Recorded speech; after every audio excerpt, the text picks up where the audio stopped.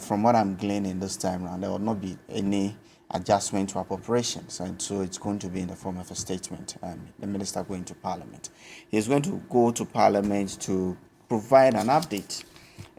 In the budget for 2023, the minister had indicated that the policies contained in the fiscal policy was aimed at re-establishing macroeconomic stability, taking our economy to debt sustainable levels, ensuring that we again start attaining inclusive growth. He went on to talk about the social protection policies of the government that we needed to bring up. And of course, it's been a year since the president decided or gave a directive for the ministry to engage the IMF in some negotiations. We've seen how far we have come. It's also going to be something that the minister is going to give us updates on.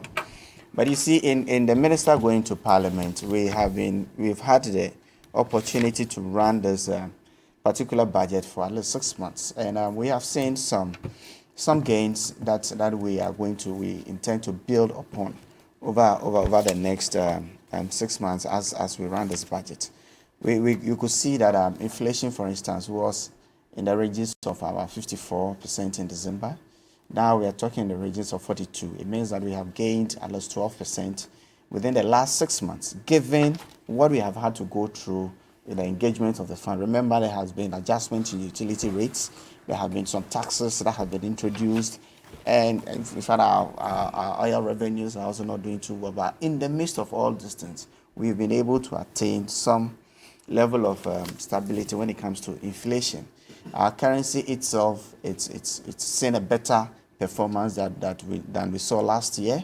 Year to date, we're doing about 22%. Last year, we experienced for the whole year about 30% depreciation in the currency.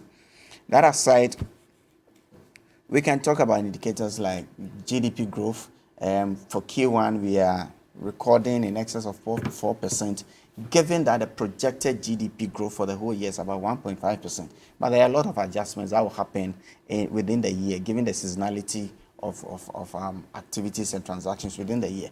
So the minister is going to Parliament, and we expect that he gives an update on all of this, where we are, where we came from, where we are, and what he foresees us to do in the next 6 months. Holistically, this update will also tell us about our engagement with the fund.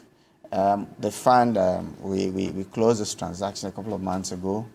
We got our first tranche. There are some indicators that we have to meet before we get our next tranche. He's going to give an update on that. And essentially, even when we have gotten or we have agreed or we see the figures, it is essentially the right of the fund to also come verify before we move on to it. So that's essentially what we expect to get from the minister as he goes to Parliament today.